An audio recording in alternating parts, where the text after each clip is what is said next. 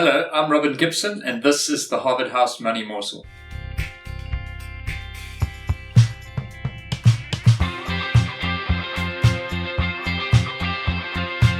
Welcome back. Thank you for joining us. Don't forget to like and subscribe. Click the bell so you get a notification of when we release a new video. We're sitting here. It's Monday morning, a late night last night. I'm amazed I've got a voice. Michael, I was shouting at my TV screen so loud. But we're through to the semi-finals. England, then New Zealand, and then we can bring the cup home. Yeah, Robin, very exciting. You don't have an English wife. I do. So we look forward to next Saturday with a bit of trepidation. That should be interesting. Michael, obviously we've talked a lot about interest rates and the US and inflation, but really the thing that's filling all our screens at the moment is what's happening in the Middle East and Israel and Gaza. How's that feeding into the markets, and how are we kind of seeing it from our perspective? Yeah, Robin, what a tragic set of events that's unfolding there. It's been, 10 days now since Hamas launched its offensive. I'm not going to comment on the politics, but I think really, obviously every time there's a war in the Middle East, there is an immediate rise in the oil price. Which is what we saw last weekend. And then actually over the course of last week, the oil price actually declined. But on Friday, when there was essentially, I suppose, the threat of an imminent ground invasion from Israel, the oil price spiked up again on Friday. It's now over $90 a barrel again, having gone all the way back down to 85. And even, 2 months ago, it was down at sort of $75 a barrel, So we're now right up at that upper edge of the sort of range again. The rand, having strengthened steadily over the course of last week again, has suddenly weakened again. Not as badly as I think it could have done. Yeah.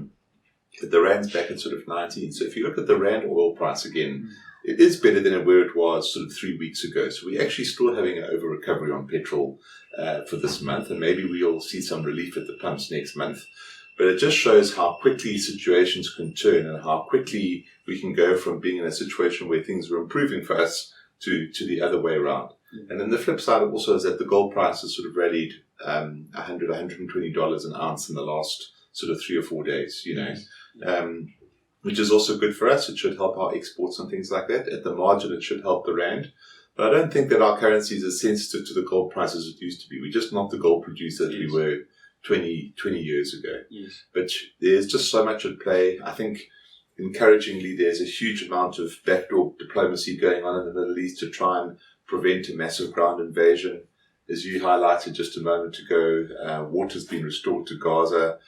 So let's hope that we can prevent a much wider conflagration, because if Iran gets involved or Hezbollah gets involved, then we're going to see the oil price, the economic consequences that the oil price is going to surge. Yes. That's going to lead to global inflation. The whole outlook for interest rates is going to change again.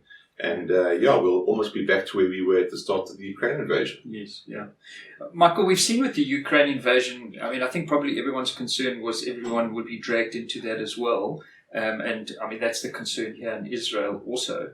But it would appear that the world gets involved by giving supplies and arms. They're all scared of a world war, are they?